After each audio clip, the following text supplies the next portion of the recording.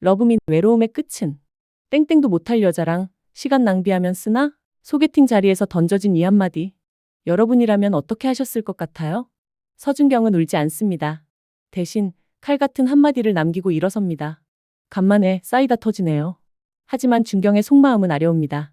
오늘은 러브미에서 외로움을 숨기며 살아온 여자가 어떻게 무너지고 또 어떻게 일어서는지 이야기해 볼게요.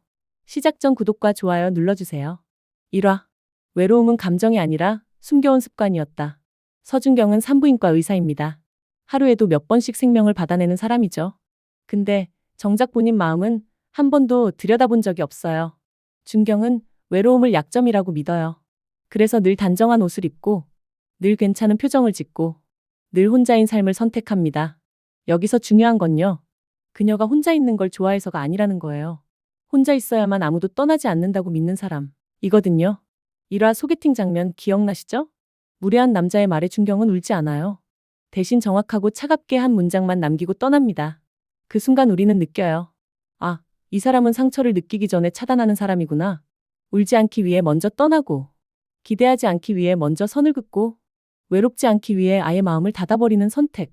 혹시 우리도 비슷하지 않나요? 상처받지 않으려고 먼저 괜찮은 척 해본 적 있으시죠? 그런 준경 앞에 주도연이 나타납니다. 도연은 특별한 말을 하지 않아요. 위로도 조언도 없습니다. 그냥 본 걸 말할 뿐이에요. 티가 나요, 그게. 준경이 남편 있는 척 거짓말하는 것도, 혼자 아닌 척 애쓰는 것도, 그리고 무엇보다 지독하게 외로워하고 있다는 것도. 이 한마디가 준경의 성벽에 금을 냅니다. 도연은 그녀를 불쌍하게 보지 않거든요. 대신 너무 애써 살아온 사람처럼 바라봅니다. 이게 준경에겐 가장 낯선 시선이에요. 사람들은 늘 그녀를 강한 여자라고만 했으니까요. 일 잘하는 사람, 혼자서도 잘 사는 사람. 하지만 도연은 묻습니다. 작정하고 한번 만나볼래요? 이건 고백이 아니라 질문이에요. 혼자라는 숫자를 잠시 내려놓을 용기가 있냐는 질문. 준경은 그 질문이 무서워요. 그래서 데이트를 하면서도 계속 계산을 해요. 이 사람이 얼마나 위험한지, 얼마나 깊이 들어올 수 있는지, 그리고 나중에 떠날 수 있는지. 결국 그녀는 도연의 직업관을 이유로 이별을 선택합니다. 하지만 진짜 이유는 따로 있죠. 엄마의 사고, 자기 때문이라는 생각. 그날 이후 준경은 스스로에게 말해왔을 거예요. 나는 누군가에게 기대면 안 된다. 나는 행복해지면 안 된다.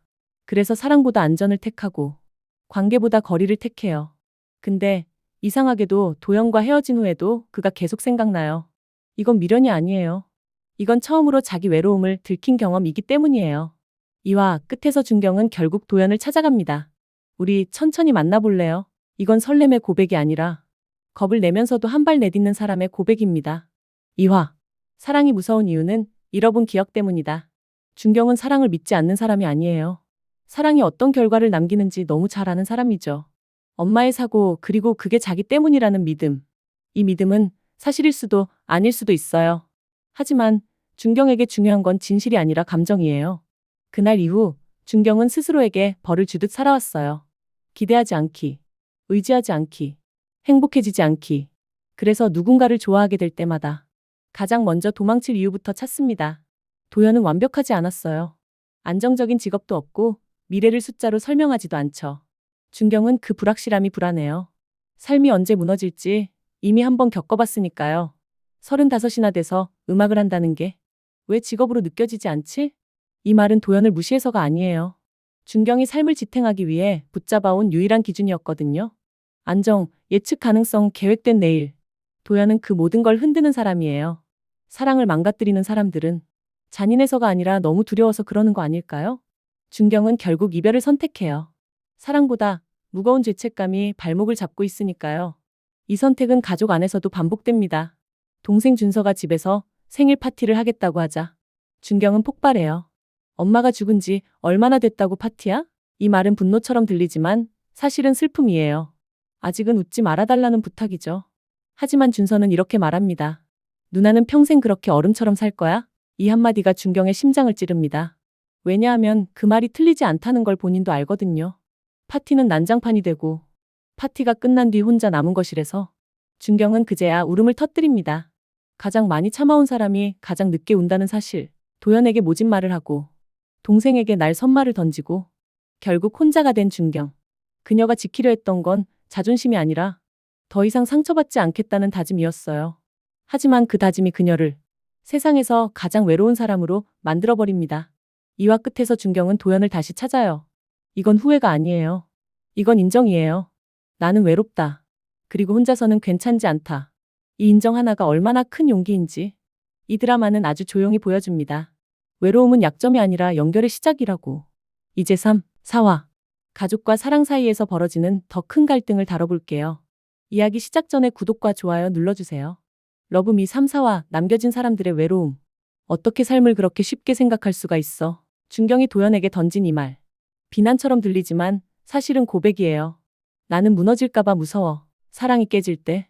우리는 상대의 문제가 아니라 내가 견딜 수 없는 감정을 이유로 삼지 않나요? 러브미 3, 4화. 사랑을 밀어낸 사람들이 어떻게 다시 외로움과 마주하게 되는지 이야기해 볼게요. 3화는 이미 깨진 관계 위에서 시작해요. 준경과 도연은 아직 연인이지만 이미 같은 방향을 보지 않습니다. 문제는 직업도 미래도 아니에요. 두 사람의 온도 차예요. 도연은 삶을 흘려보내는 사람이에요. 계획이 인생을 지켜주지 않는다는 걸 이미 한번 겪어본 사람처럼요. 반면 준경은 삶을 붙잡고 살아요. 조금만 느슨해져도 모든 게 무너질 것 같거든요. 그래서 준경에게 도연의 자유는 낭만이 아니라 공포예요. 그게 그렇게 큰 죄야? 도연이 묻지만 준경은 대답하지 못해요. 그녀에게 이건 죄가 아니라 위험이니까요. 준경은 도연을 좋아해요. 분명히요. 하지만 더 큰 감정이 하나 있어요. 다시 잃을지도 모른다는 공포. 준경은 이미 괜찮아질 거라 믿었던 순간에 엄마를 잃어봤거든요. 그래서 도연에게 가장 아픈 말을 던져요. 논리적이고 이성적이고 잘 정리된 이별의 이유처럼요. 하지만 진짜 목적은 하나예요. 더 깊어지기 전에 끝내기. 도연은 느껴요.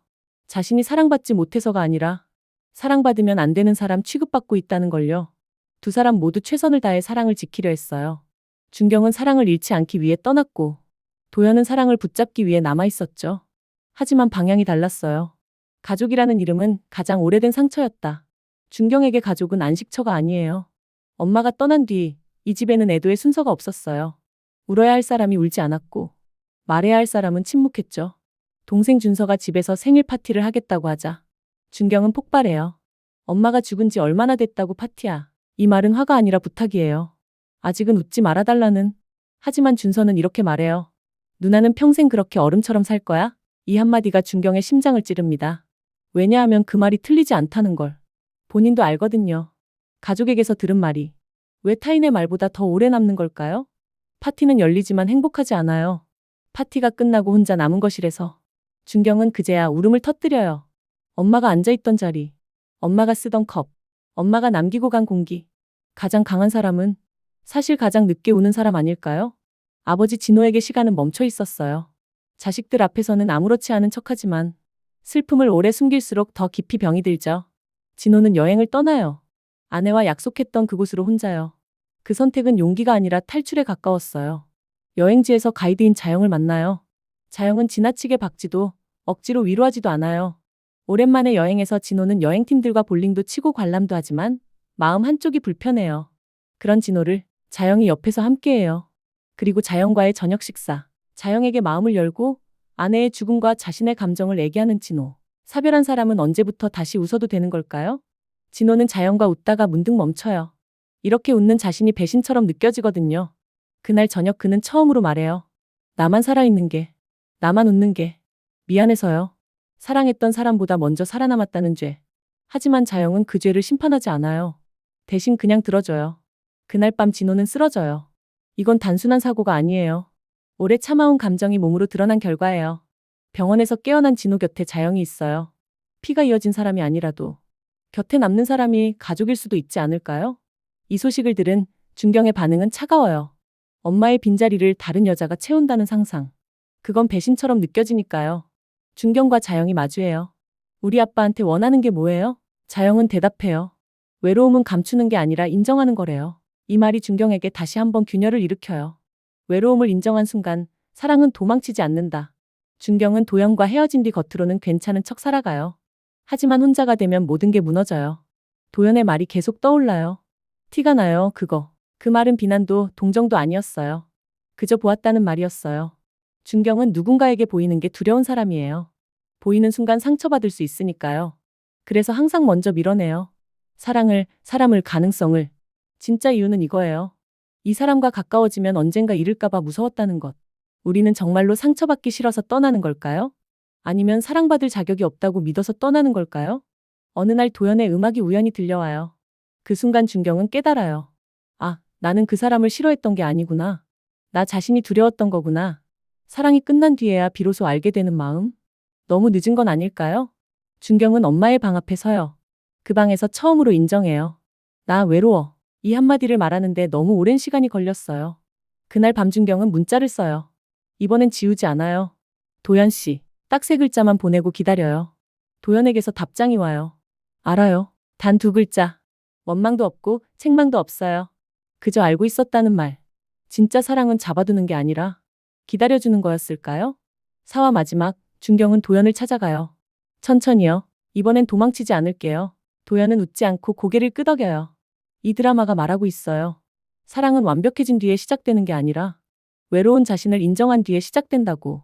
혹시 지금 혼자인 게 익숙해져서 사랑을 미뤄두고 계신가요? 그렇다면 러브미는 여러분에게 말하고 있어요. 외로움은 약점이 아니라 연결의 시작이라고.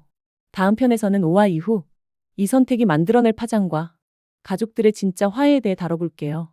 드라마 러브미는 JTBC에서 매주 금요일 밤 8시 50분에 방영됩니다. 재밌었다면 좋아요와 구독 부탁드려요. 지금까지 드립이었습니다. 감사합니다.